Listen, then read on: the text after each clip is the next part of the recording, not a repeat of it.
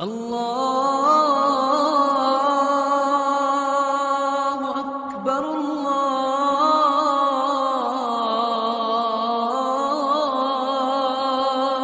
اکبر۔ اپنے زندگی میں خوشی لانا چاہتے ہو تو میرے نبی والی زندگی سیکھو، اللہ کے واسطے نبی کی زندگی پڑھو، اللہ کے واسطے قرآن پڑھو، اللہ کے واسطے علماء سے جوڑ بیٹھاؤ، اللہ کے واسطے۔ اب تو کتابوں کی ضرورت ہی نہیں ہے، اے فون چی ہر شے کے لیے ٹھوک چھڑی، فون پہ تم اپنے نبی کی سیرت پڑھ لو۔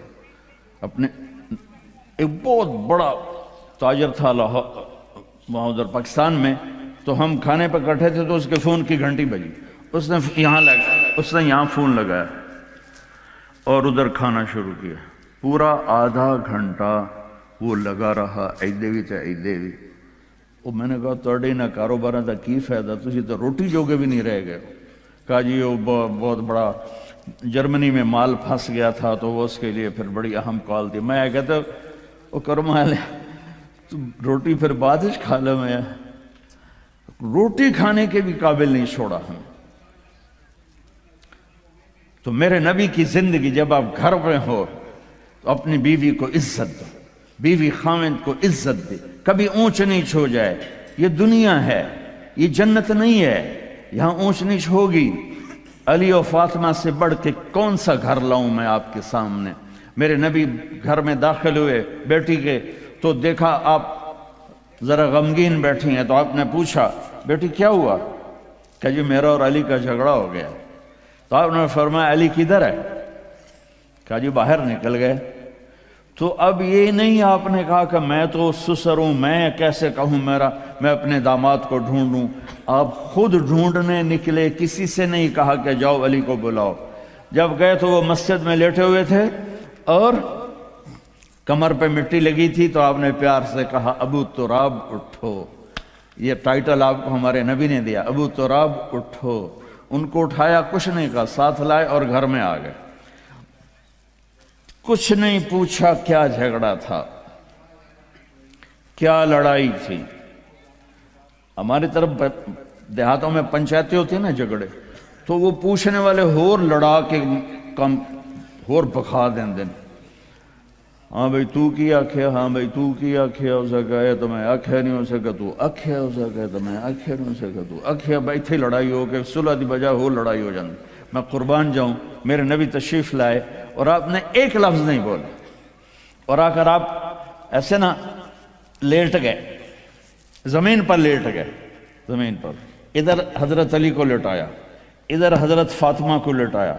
اب مجھے دیکھنا، یہ ہاتھ علی کا پکڑ کے یہاں رکھا، ادھر سے بیٹی کا ہاتھ پکڑ کے یہاں رکھا علی کے ہاتھ پر، یہ دیکھ رہے ہو، اوپر آپ نے اپنا ہاتھ رکھا۔ اب یہ علی کا ہاتھ، یہ فاطمہ کا ہاتھ، یہ میرے نبی کا، اور کہا تم دونوں بولو ہماری صلح ہو گئی۔ کچھ نہیں پوچھا کیا ہوا، بکا تم کو ہماری صلح ہو گئی۔ تو دونوں نے کہا یہ ہماری صلح ہو گئی۔ تو آپ اتنے خوش نکلے کہ صحابہ بھی آپ کے چہرے کی خوشی کو دیکھ کر پوچھنے لگے یا رسول اللہ آپ تو بڑے خوش نظر آ رہے ہیں۔ تو آپ نے فرمایا میں علی و فاطمہ کی صلح کرا کے آ رہا۔ تو اس سے اونچا گھر اور کہاں سے میں دکھاؤں آپ کو؟ یہ دنیا ہے، اللہ کے واسطے اپنی اولاد کے لیے، اپنے لیے، اپنے گھروں کو خوبصورت بناؤ نبی والے اخلاق کے ساتھ، نبی والی محبت کے ساتھ۔ میں کیا سناؤں آپ کو؟ آپ نے حضرت عائشہ سے فرمایا عائشہ سنو، دھیان سے سنو، اظہار محبت، اظہار محبت۔ آپ نے کہا عائشہ مجھے جب سے پتا چلا ہے کہ تو جنت میں میری بیوی ہے، مجھے موت ہی اچھی لگنے لگ گئی۔ اور عربوں کے ماحول میں، عرب کے ماحول میں کوئی یہ کہتا مجھے بیوی سے عشق ہے تو عیب سمجھتے تھے، اور کوئی کہتا میری محبوبہ ایسی تو کہتے واہ واہ۔ یہ عرب کا ماحول تھا، جیسے یہاں گرل فرینڈ کا بوائے فرینڈ کا چل گیا ہے۔ اللہ ہمارے بچوں کو پاک دامنی نصیب فرمائے۔ تو عرب اس میں نا کوئی نہیں جھجکتے تھے، کھلم کھلا۔ وہل تبکین، اپنے لیلا مجنوں کا نام تو سنا ہوا ہے، یہ صحیح لوگ ہیں، ساڑھے ہیر رانجے تو سارے کوڑے قسم. وَهَلْ تَبْكِينَ لَيْلَا إِذَا مِتُّ قَبْلَهَا وَقَامَ عَلَى قَبْرٍ نِسَاءٌ النَّوَائِحُ كَمَا لَوْ أَصَابَ الْمَوْتُ لَيْلَا بَكَيْتُهَا وَجَادَ لَهَا دَمْعٌ مِنَ الْعَيْنِ صَافِحُ. میں نے 2 شعر پڑھے، ہر شعر میں وہ لیلا کا نام لے رہا ہے، لیلا کا نام لے رہا ہے. یہ کلچر تھا عرب کا کہ معشوقہ سے محبت کا اظہار فخر، اور بیوی سے محبت کا اظہار، اور تو رن مرید ہو گیا، تو زن مرید ہو گیا. یہ ماحول سمجھ میں آ گیا ہے؟ اس ماحول میں ایک شخص مسجد میں آتا ہے اور ایسے محفل لگی ہوئی ہے، اور آ کر پوچھتا ہے یا رسول اللہ آپ کو سب سے زیادہ کس سے پیار ہے؟ من احب الناس الیک. تو آپ نے اس کے کان میں نہیں کہا اور آتے ہیں دوستوں، آپ نے زور سے فرمایا عائشہ سے. اللہ، وہ تو ہل گیا. آپ نے کہا عائشہ سے. اس کو تو توقع نہیں تھی، تو گھبرا کے کہنے لگا یا رسول اللہ میرا یہ مطلب نہیں تھا، میرا مطلب تھا مردوں میں کس سے زیادہ پیار ہے. تو وہ آپ نے کہنا تھا ابو بکر سے، تو آپ نے ابو بکر نہیں کہا، آپ نے کہا عائشہ کے ابا سے. عائشہ کا نام دوبارہ لیا، انہوں تھوڑا جا پانی پیوا مناسب. اپنے گھروں کو آباد کرو محبت کے بول سے، محبت کے رویوں سے، محبت کی باتوں سے درگزر کرو، برداشت کرو. یہ میرے نبی نے زندگی سکھائی ہے. حضرت عمر کا فرمان ہے ما اکرمہن الا الکریم وما اہانہن الا اللئیم. بیوی کو وہ عزت دیتا ہے جو شرافت والا ہوتا ہے، اور بیوی کو وہ ذلیل کرتا ہے جو کمینہ ہوتا ہے. اتنا سخت لفظ کہیں نہیں استعمال ہوا کہ کمینہ آدمی بیوی کو ذلیل کرتا ہے اور شریف آدمی بیوی کو عزت دیتا ہے. تو میرے بھائی بہنوں، اللہ کے واسطے میری فریاد سنو. تمہارے گھروں کی خوبصورتی میرے نبی کی غلامی میں ہے.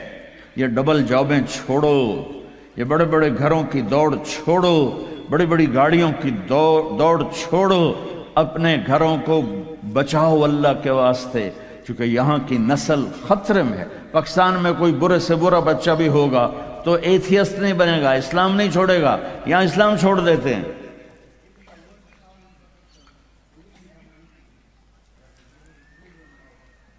میں آپ کو اپنے گھر کی بتا رہا تھا. ایک بچہ مجھے ملنے آیا، کہنے لگا جی میں نے پورے پاکستان میں ٹاپ کیا ہے ایف ایس سی میں، اور کنگ جو ٹاپ کرتے ہیں وہ کنگ ایڈورڈ میڈیکل یونیورسٹی میں جاتے ہیں.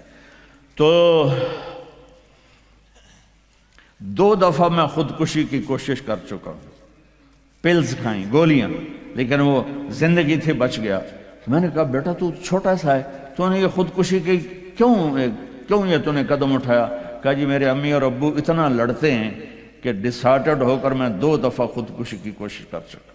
ماں اور باپ کی لڑائی نے اتنے بریلینٹ قابل بچے کو مرنے پر مجبور کر دیا. کوئی بھوک نہیں تھی، سوکھے تھے، اچھے خوشحال گھرانہ تھا، لیکن خامد بھی بد زبان، بیوی بھی بد زبان، تو بچے خودکشی پہ آ گئے.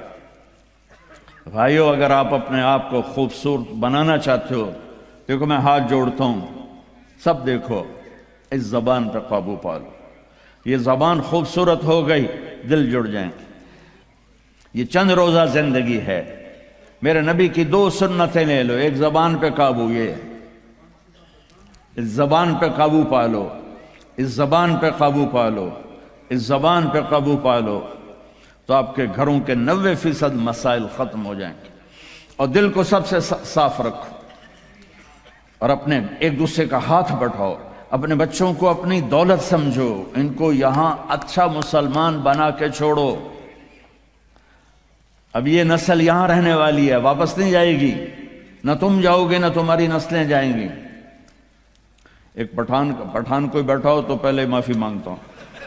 تو ایک پٹھان کا خرگوش گم ہو گیا، تو لوگوں نے افسوس کیا کہ خان جی آپ کا تو خرگوش گم ہو گیا.